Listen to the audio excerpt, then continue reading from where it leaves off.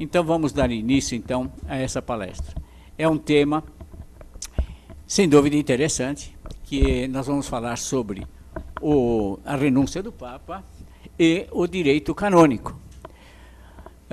Porque, às vezes pode surgir essa pergunta, mas por que direito canônico se é uma entidade laica? Porque não estaria misturando religião? Não, absolutamente nada. Em primeiro lugar, porque a Constituição garante justamente a liberdade religiosa. Portanto, não há inconveniente nenhum em a OAB, que é uma entidade laica, promover palestras nesse sentido. Ademais, o direito canônico faz parte da cultura jurídica, assim como o romano ou lusitano. Se vocês consultarem os juristas clássicos, como Frederico Marques, Amaral Santos, eles exaltam o direito canônico, estimulam, estão empenhados nesses compêndios que eles escreveram, principalmente Amaral Santos, nas primeiras linhas, ele cita canonistas, porque o nosso direito vem de onde? Do direito romano, canônico e lusitano. 80% do que está no Código Civil vem do direito romano. E depois passando para o canônico e depois o lusitano, para depois chegar aqui no Brasil. O Amaral Santos, por exemplo, ele cita canonistas como... quer ver quantos ele cita? Além de muitos outros, ele põe aqui, Tancredi, Graciano, Papa Inocêncio IV, e ele cita como incansáveis autores na sistematização das instituições processuais. Isso está em Amaral Santos, nas primeiras linhas. Portanto, não está fora de cogitação qualquer coisa sobre a ilegalidade ou a improcedência ou coisa inadequada falar sobre direito canônico numa entidade laica. Então, o tema propriamente dito, que é então, a renúncia do Santo Padre, nós vamos começar, então, pelo Código de Direito Canônico, que é este aqui. Este é o Código de Direito Canônico, atual, é o vigor. Ele entrou em vigor em 1983. O cânon, vamos ver aqui, o cânon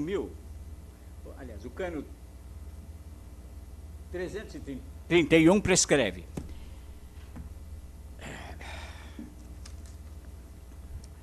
O bispo da Igreja de Roma, no qual perdura o munus concedido pelo Senhor, singularmente a Pedro, primeiro dos apóstolos, para ser transmitido a seus sucessores, é a cabeça do colégio dos bispos, vigário de Cristo e aqui na terra, pastor da Igreja Universal. Igreja Universal que diz aqui não vão confundir com outra igreja, hein? Ele, pois em virtude de seu munus, tem na Igreja o poder ordinário, supremo, pleno, imediato e universal, que pode sempre exercer livremente. Esse exercer livremente já demonstra aqui a possibilidade, a pergunta, a indagação que se faz, é possível o Papa renunciar? O cargo não é vitalício? Então, é possível? É possível, sim. Então, está aqui. Onde é que... Mas, fora desse artigo ainda, como se isso não bastasse, diz ainda aqui, da eleição legítima. Cânon 332, parágrafo 1º. Vocês estão ouvindo direito? Porque às vezes eu ponho aqui, dá para ouvir? Dá.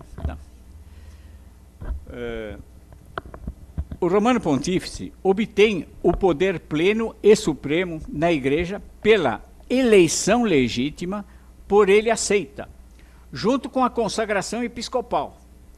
Por conseguinte, o eleito para o sumo pontificado, que já tiver o caráter episcopal, seja imediatamente ordenado bispo. Isto pelo seguinte, aliás, alguém me perguntou, pouco antes aqui, alguém já me perguntou se só cardeal pode ser eleito papa. Não necessariamente. qualquer pessoa, se for indicado lá no conclave, poderá ser sumo pontífice, se for ele eleito. Ele será chamado lá no conclave, ele só não tem direito a voto, mas pode ser votado. Se for eleito, ele será o Papa, um leigo. Então, lá no conclave, os cardeais disserem, olha, eu conheço fulano de tal, vamos chamar de X. Eles têm condições de assumir o pontificado.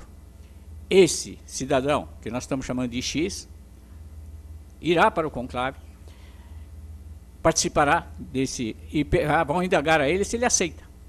Se aceitar, ele será o sumo pontífice. Só que, isso é que diz o artigo 332 aqui, diz o seguinte, por que é que ele diz, vocês prestaram atenção, por que é que ele diz, por que é que o legislador canônico diz? Por conseguinte, o eleito para o sumo pontificado, que já tiver o caráter episcopal, que não tiver o caráter episcopal, seja imediatamente ordenado bispo.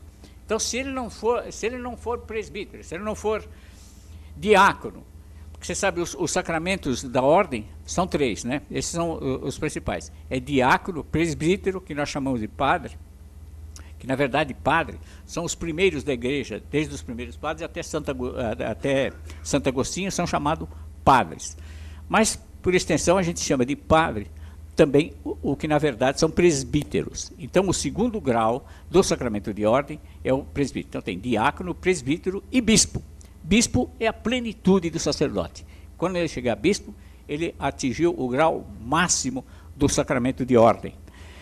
Então, poderiam perguntar, bem, mas quando ele fica papa, ele deixa de ser bispo e para ser papa? Não, ele continua bispo, ele vai morrer bispo. Só que agora, eleito papa, ele vai ser bispo de Roma, quer dizer, de todo o orbe. Então, ele vai dirigir os católicos do mundo inteiro. Então, essa questão é por isso que... Então, como é que ele vai... Mas se ele não tinha os 3 sacramentos, como é que vai ficar, então? Ele agora é papa, mas não tem esses 3 sacramentos necessários. Ele recebe os 3 de uma vez. Ele vai receber, uma vez aceito, ele vai receber o sacramento de diácono, presbítero e bispo.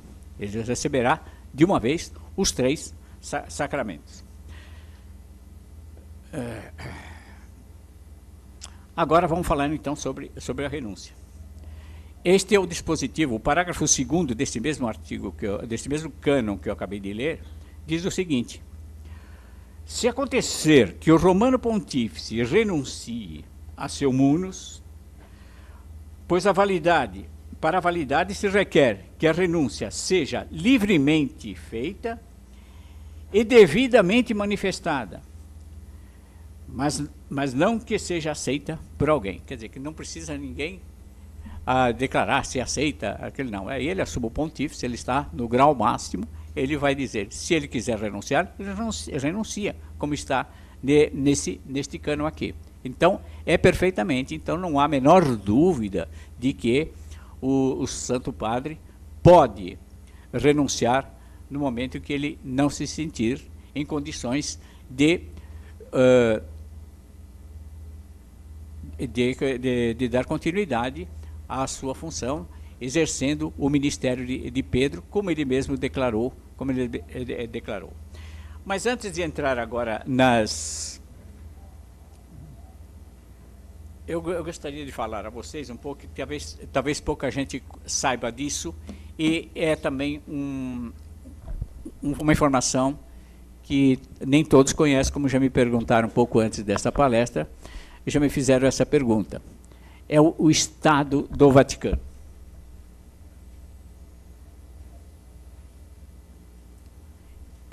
Esta figura vocês já conhecem, já é bem conhecido de vocês. Não há quem não conheça essa gravura dessa cidade do Vaticano.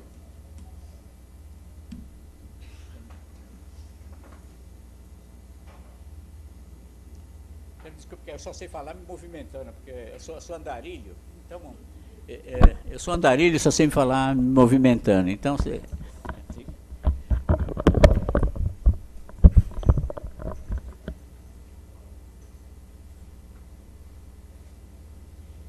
Então, aqui é a cidade do Vaticano, é uma cidade-estado. O Santo Padre governa, ele é também chefe de Estado. Ele não é só na parte espiritual, canônica, ele é também chefe de Estado. Ele pode ter esquadra de guerra, pode ter guarda pessoal, pode ter exército, enfim, tudo isso ele tem. Tanto é que existe, bem aqui ao lado, então aqui ao lado, aqui dessa, bem perto aqui dessa entrada do Vaticano, tem a guarda suíça. Essa guarda suíça, que é a guarda pessoal do Santo Padre, tem uma história. São várias versões. E deixa eu ver se no slide aqui já dá para... Ah, está aqui. Está vendo esse é o membro da guarda suíça. Ele tem uma lança, e quando passa, eu estava acompanhado de um padre, aliás, me contou isso, um monsenhor. Ele não era monsenhor nessa época. E ele estava estudando lá no Vaticano. Quando ele passava, como ele tem o clérigma, então, o guarda suíço imediatamente bate a continência, mas é tão sofisticada a continência, então ele bate, ele põe a lança aqui, sabe? Depois ainda dá um estrondo no chão, assim, com a lança, mas quando passa o monsenhor. Então ele perguntou, bem, ele perguntou, mas por que toda essa sofisticação? Ele disse, olha, padre, aqui, quem está aqui no Vaticano? O padre que está aqui no Vaticano é monsenhor. O senhor é monsenhor para mim. Ele falou, embora ele não fosse monsenhor, ele batia a continência. Esse uniforme que vocês estão vendo aí foi idealizado por Leonardo da Vinci. Leonardo da Vinci é que... Porque isto aconteceu em 1506. Em 1506, um punhado de soldados, de nobres da Suíça, quando o Vaticano estava para ser invadido por tropas inimigas, eles se propuseram, eles quiseram defender o Santo Padre. E saíram, eram 150 nobres. E saíram da Suíça e se dirigiram a Roma, dizendo assim, ninguém vai tocar no sucessor de São Pedro. E foram para o Vaticano. Era Júlio II, o Papa, nessa época. Ao chegar no Vaticano, mas o Papa já tinha conseguido novas tropas e liberado e derrotado os invasores. Derrotando os invasores, então já não havia mais necessidade daqueles soldados. Mas o Santo Padre, impressionado com a disposição, com a fé demonstrada por aqueles suíços, ele disse, não vou precisar de vocês, mas vocês não vão voltar à Suíça. Vocês vão ficar aqui e vão constituir uma guarda pessoal. Vocês serão guardas do Vaticano. Essa é uma das versões. Outros também dizem que não, que foi que eles venceram uma batalha, que várias batalhas lhes sucederam, etc. Mas eu fiquei com a versão que eu achei mais bonita. Como que diz o italiano? Se non è vero, è ben trovato. Bom, então aqui está. Então, esse uniforme foi idealizado por Leonardo da Vinci, o célebre artista daquela época, e que também tem vários quadros no Vaticano. Então, isso nem precisa explicar, que vocês já conhecem de forma... Nós vamos então a...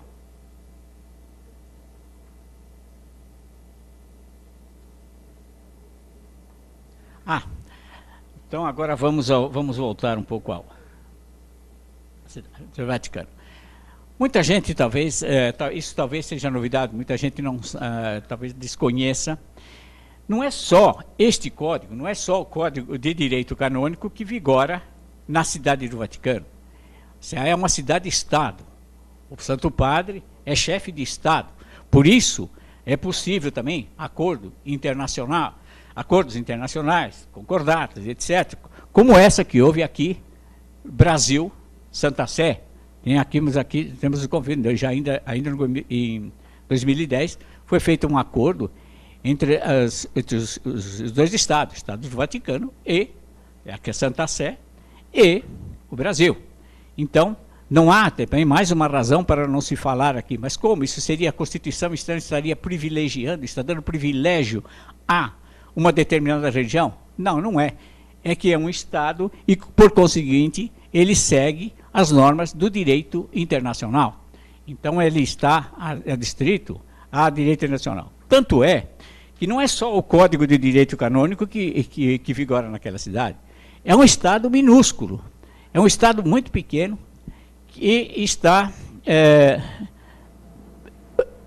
mas acontece que... Então seria muito fácil governar, vocês poderiam perguntar, um Estado de menos de 1 milhão de habitantes seria fácil. Não, não é, porque ali é a sede de todo o orbe, de 1 bilhão de católicos. Então é difícil governar, porque ele está governando 1 bilhão de católicos. Olha que não é brincadeira.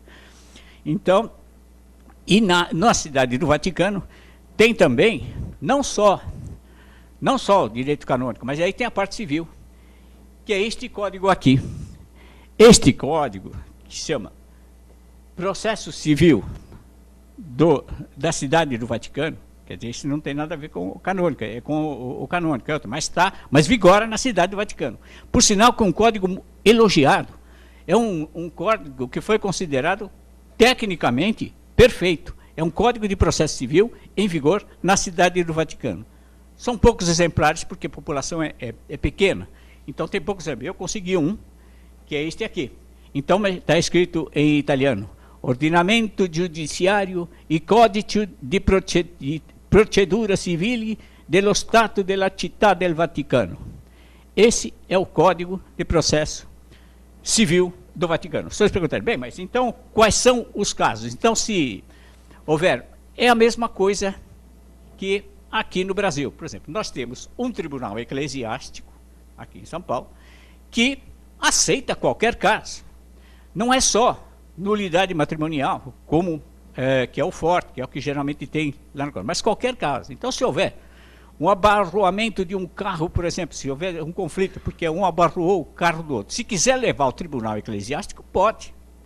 Só que o tribunal eclesiástico, como a igreja é separada do Estado, não tem a força coativa.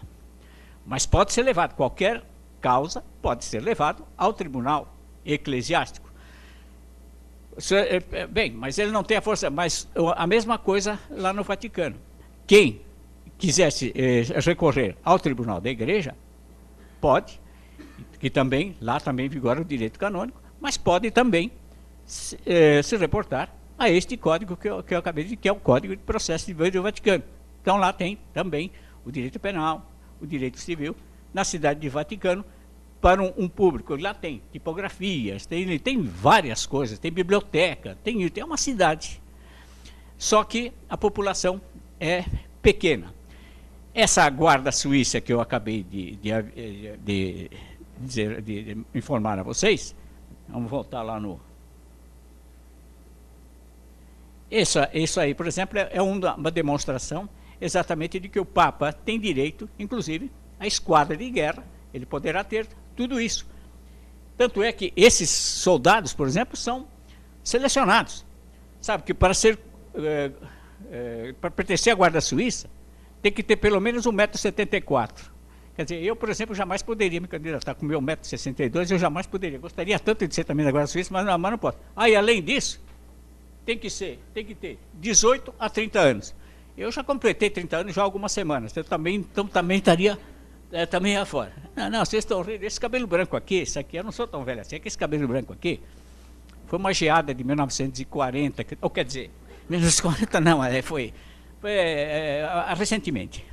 Mas eu estou com 78 anos, não é brincadeira também. Mas olha, então, como eu estava dizendo, além disso, ele precisa ser solteiro e católico. É óbvio, né? Agora, ele precisa... agora, ele não pode... Ele tem que ser solteiro. Não, a não ser solteiro católico. Salvo se for cabo ou sargento. Cabo e sargento pode ser casado. Então, até sargento, ele pode ser casado. E também não tem patente maior que essa, porque depois dele só o general, e o general é o Santo Padre, é o comandante em chefe, se houver qualquer conflito. Então, é até o grau máximo aí da patente maior aí é sargento, no caso da guarda do Vaticano, que é também muito interessante. Este é o Castelo de Santo Ângelo, também conhecido, é uma figura conhecida de vocês, porquanto esse aqui foi construído, por muito tempo residência dos papas. Ele foi construído ainda pelo imperador Adriano, do Romano. E é uma obra de arte, pode-se dizer assim. Depois ele passou a ser presídio, e depois passou, inclusive, a ser residência dos papas, e até hoje é uma figura. Da plataforma do Castelo de Santo Ângelo, a gente vê a cúpula, que aqui não dá para ver, mas vê a cúpula da Basílica de São Pedro.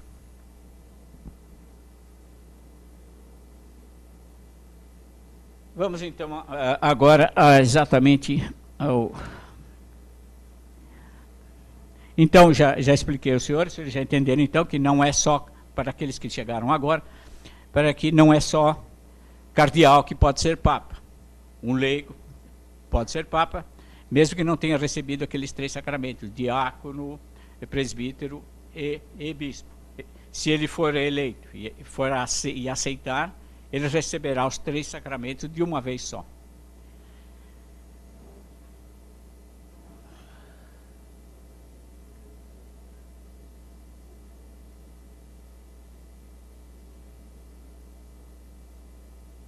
Então, como dizia os senhores ainda sobre o Estado do Vaticano, estávamos falando, então, esse aqui é o Papa Celestino, estou adiantando daqui a pouco, esse foi um que renunciou, esse foi o último Papa a renunciar, em 1294. Esse foi, depois nós vamos falar sobre ele.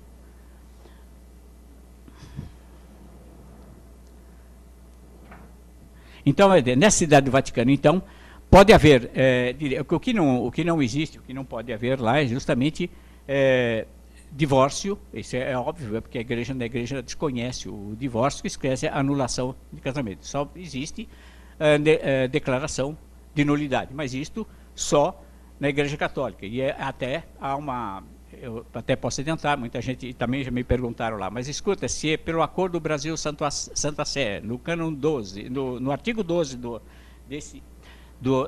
Brasil-Santa Sé, então se um juiz eclesiástico declarar nulo um casamento, esse casamento essa nulidade, essa sentença de nulidade vai valer no outro? Sim. Em princípio, sim. Até agora não houve nenhum caso, mas pode, do Tribunal Eclesiástico, uma sentença do Tribunal Eclesiástico poderá ser homologada pelo juiz civil, como no caso de uma sentença estrangeira. Então, nesse artigo 12 desse artigo, está previsto isso. É um assunto polêmico, mas que também é um caso para pensar. É um caso que dá também muita dor de cabeça e dá o que pensar. Mas esse não é do nosso tempo. Estou falando isso para ilustrar aqui a nossa modesta palestra. Vamos falar agora, então, um pouco sobre Bento XVI. Então, explicado que é possível a renúncia, que a lei canônica permite. Então, vamos falar agora do renunciante. Vamos falar, então, de Bento XVI. Então, um Papa excelente, um Papa que, na verdade, deu conta, ele conseguiu muita coisa, então é evidente que ele não aceita alguma coisa, mas não é nesse ponto que nós vamos ter. Eu vou ficar com a opinião do nosso cardeal arcebispo. Quando perguntaram a ele o motivo da renúncia, ele se pronunciou. Eu tenho aqui, depois eu vou ler. Mas essa é a posição que eu tomo, que é a informação dada pelo senhor cardeal sobre a renúncia do Santo Padre. Aproveitando o ensejo, falando então do cardeal Dom Odilo, eu aproveito então para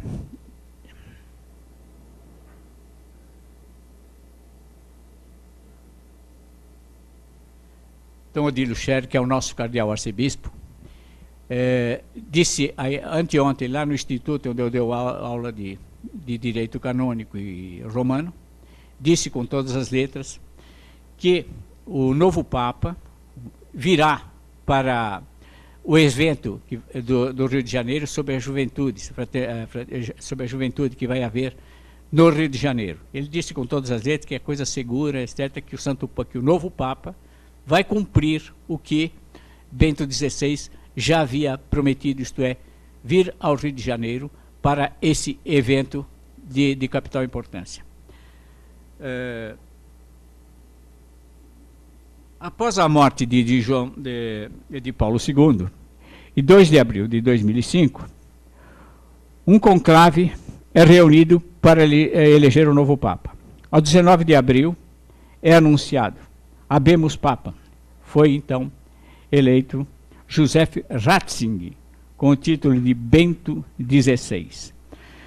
Bento XVI, então Joseph Ratzinger, nasceu em Markel, na Baviera, Alemanha. Cursou o seminário na Universidade de Munique e foi ordenado em 1951. Em 1981, participou do conclave que elegeu João Paulo II. Foi nomeado por João Paulo II prefeito da Congregação para a Doutrina da Fé. Na internet, se vocês procurarem na internet, há uma coisa que eu discordo. Eles disseram assim, e puseram entre parênteses, né? Congregação para a Doutrina da Fé, Antiga Inquisição. Ora, isto é uma impropriedade, não é Antiga Inquisição coisa nenhuma. Congregação para a Doutrina da Fé é um tribunal que verifica justamente, para verificar a heresia, enfim, a apostasia, tudo isso, aquilo que são os apóstolos, para isso que tem, mas não tem nada a ver com o tribunal, mesmo porque Tribunal da Inquisição não é a denominação certa. Isso surgiu na Idade Média, então falaram sobre a Inquisição para denegrir, para desprestigiar a igreja, desprestigiar os tribunais. Eles começaram a dizer não, que mandava para fogueira. A igreja não mandou ninguém para fogueira, não mandou coisa nenhuma. O que aconteceu foi o seguinte: os tribunais da igreja, que é tribunal eclesiástico, o tribunal eclesiástico foi fundado, nem foi na Idade Média, foi fundado pelo apóstolo São Paulo. Porque vocês sabem que ninguém é santo. Então havia conflito entre os primeiros cristãos. Um avançava na terra do outro, enfim, havia atritos. São Paulo, mas só que eles levavam ao pretor romano. Ora, levar ao pretor romano, então não ficava, era uma coisa inadequada. E São Paulo então se insurgiu contra isso e disse, não, vocês não têm nada que levar conflitos aqui entre cristãos ao pretor romano, tragam a mim, São Paulo. Então foi fundado, isso vocês vão encontrar na Epístola aos Coríntios, capítulo 6, está com todas as letras lá, a fundação do tribunal eclesiástico. Então, chamar de Inquisição e tal, e que mandava para a fogueira, absolutamente, a igreja simplesmente, os tribunais da igreja simplesmente declaravam, ele dava uma sentença declaratória, se fulano cometeu, se é herege ou se é apóstata, mas não executava a sentença. Quem executava era o poder civil. Um rei, o imperador alemão chamado Frederico II, é que interpretou mal a coisa e ele começou a executar, dizendo, bom, já que é herege mesmo, já vai para o inferno mesmo, então já vai queimado para o inferno. E começou a queimar as pessoas. Mas os outros estadistas entenderam também dessa forma e começaram, e a moda pegou. Começou a mudar, mas foi atribuído então à igreja que ficou com a fama de mandar herege para a fogueira, etc. Não houve absolutamente disso. Nada. E, aliás, um desses, mas escuta, se o Papa é infalível, um deles me fez pergunta ainda agora há pouco, como é que condenou Joana d'Arc e depois santificou Joana d'Arc? É uma impropriedade isso pelo seguinte, a infalibilidade do Papa existe, o Papa é realmente infalível. Mas acontece, mas a Joana d'Arc foi condenada, ela foi condenada por um tribunal. Nós não sabemos se esse tribunal era da Igreja Católica, mas vamos admitir que fosse, só para efeito de raciocínio. Quem condenou foi um tribunal, eu também sou juiz do tribunal, eu não sou infalível, não posso jurar que nunca tenha cometido algum deslize. Então, O juiz do tribunal não é infalível, o Papa é que é. Então, quando Joana d'Arc foi condenada, a notícia da morte de Joana d'Arc só chegou, porque não era como hoje, que hoje em alguns segundos você manda da Inglaterra para Roma uma mensagem. Mas naquele tempo não era assim. Era por meio de um navio que demorava 2, 3 meses, se não fosse colhido por uma tempestade e fosse a pique, e demorava mais ainda. Então, não é como hoje. Quando a notícia de Joana d'Arc chegou a Roma, já era outro Papa, nem era o mesmo Papa. E depois ela não tinha a fama que tinha na época, era simplesmente uma guerreira condenada pelos vencidos. Isso é isso, que na verdade foi isso. Joana d'Arc foi condenada por um tribunal formado pelos vencedores. Aliás, pelos vencedores. Ela era uma guerreira vencida, foi condenada pelos vencedores da Inglaterra. Portanto, está bem esclarecido isso de que, absolutamente, a Igreja jamais mandou quem quer que fosse para a Igreja, mas muita gente atribui isso e parece que, sabe que a mentira repetida várias vezes acaba sendo verdade, né? Então, essas difamações da Igreja absolutamente não procedem. Mas continuando então, o cardeal, vamos falar então do Papa Bento XVI. Ele esteve no Brasil, visitou o Brasil durante a cerimônia de beatificação do Frei Galvão, ele esteve aqui, escreveu 3 encíclicas: Deus Carita Estis, Deus é a caridade; Spe Salve, Salvos pela Esperança, na qual ele faz crítica ao cristianismo moderno. De fato, ele é tido como conservador, isso não se pode negar, foi um Papa conservador, não é verdade. Caritas in Veritate, na caridade e na verdade. Além desses livros também, escreveu mais 3 livros sobre a vida de Jesus. Então foi um Papa dinâmico mesmo, trabalhador. Ele fez, ainda, né, porque ele ainda é o Papa, só a partir do dia 28 que ele não será mais o Papa, mas ainda, hoje Bento XVI ainda é o chefe da Igreja Católica. Não há Papa emérito. Bispo, sim. O bispo, quando atinge a idade de 80 anos, quando passa de 80 anos, ele se aposenta, ele deixa, então ele tem que deixar o bispado.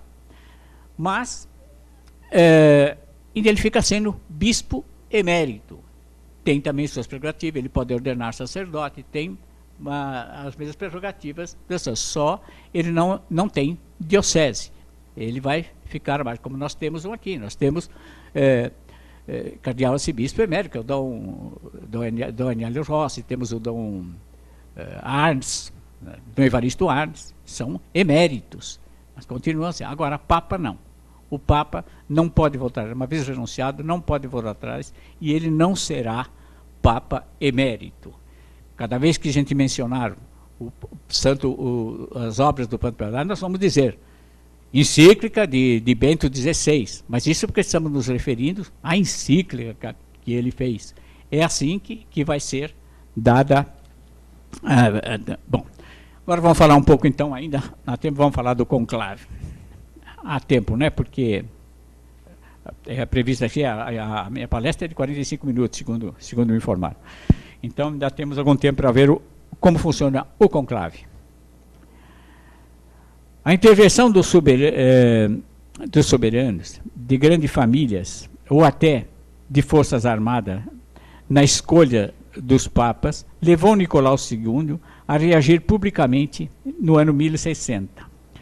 Publicando a bula In Nomine Domini, texto que codificou permanentemente a eleição dos papas, ficando exclusivamente a cargo dos cardeais. Em 21 de novembro de 1970, Paulo VI definiu as características atuais do colégio eleitoral. A idade limite de um cardeal para participar da eleição é 80 anos. E no número máximo de cardeais eleitores, 120. João Paulo II confirmou essas regras em fevereiro de 1996, em sua Constituição Apostólica, Universi Domini Gregis. Os cardeais entram em conclave em, no mínimo, 15 dias e, no máximo, 20 dias após a morte ou renúncia de um papa. Eles passam em cortejo da Capela Paulina até a Sistina. Em seguida, as portas são fechadas, as chaves retiradas e o isolamento é assegurado pelo cardeal Camerlengo no interior e pelo prefeito da Casa Pontifícia no exterior. Os cardeais não têm direito de votar em si mesmos e devem, um de cada vez, prestar juramento de respeito ao voto secreto e de aceitar o resultado. Eles juram igualmente que aquele entre eles que for eleito não renunciará jamais a reivindicar, veja bem, reivindicar, não renunciar ao papado, renunciar aos direitos os direitos pontifícios, a plenitude do direito romano. A votação é feita em papel. Para que um papa seja eleito, o candidato deve ter pelo menos 2/3 de votos. Em caso de impasse, uma votação pela maioria é possível. Depois de cada sessão, os papéis de votação são queimados. Se não houver uma definição, uma substância química é adicionada aos papéis para produzir uma fumaça escura. A propósito nisso aqui, quando foi eleito João Paulo I, os cardeais ainda não havia ainda, então eles queimaram, mas colocaram uma substância errada e saiu fumaça branca em vez de ser fumaça escura. E isso iludiu inclusive a rádio do Vaticano, que anunciou, já temos papas, mas não, a fumaça grande saiu por engano, porque os cardeais não puseram a substância que produzia fumaça escura. Então, mas isso é apenas uma curiosidade. Depois foi, então, puseram a fumaça certa e daí, depois que foi... Se houver uma definição, a fumaça é branca. Quando o resultado é alcançado, o decano dos cardeais imediatamente pergunta ao eleito se aceita a eleição. Se este for o caso, torna-se papa e sua jurisdição estende-se imediatamente para o mundo católico. Já que estamos aqui com a fotografia do nosso arcebispo, nosso querido arcebispo de São Paulo, eu gostaria então, antes de encerrar, de dar a opinião sobre esse assunto polêmico que é o motivo da renúncia do Papa. Eu fico, como eu já disse, com a opinião do senhor cardeal.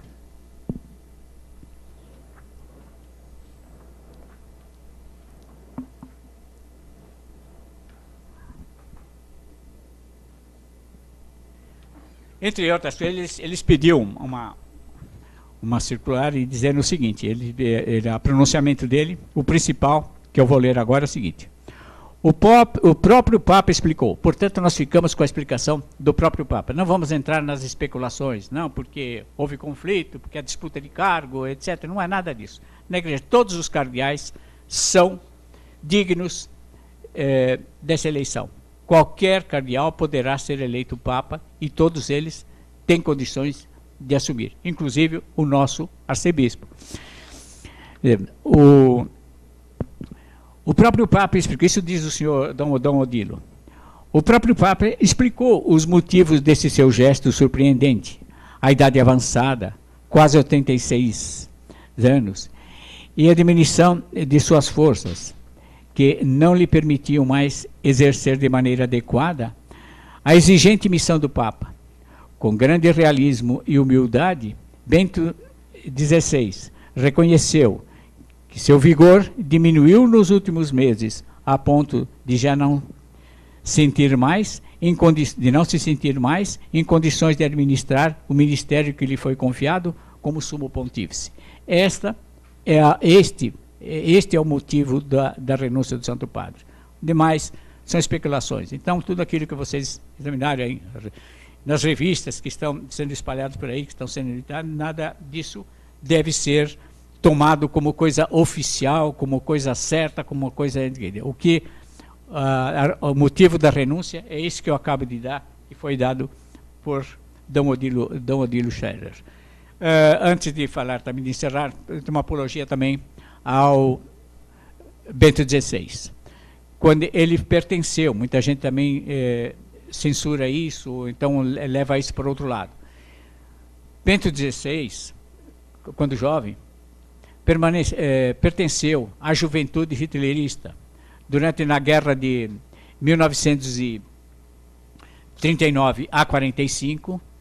A Alemanha havia declarado guerra e na Alemanha era obrigatório o jovem tinha a obrigação, era a lei, se alistar no exército no exército da juventude de Hitler. Então ele pertenceu, mas não por vontade própria, porque a lei alemã naquele tempo impunha esse dever, era a lei. Então por isso que ele pertenceu à juventude hitlerista. Mas ele João Bento XVI, não tem nada a ver com a juventude de Hitler. O doutor Humberto Luiz Urso, ao qual eu agradeço essa oportunidade aqui, por esse convite honroso que ele me fez, e também nessa profícua administração do doutor Marcos da Costa, eu fico muito grato.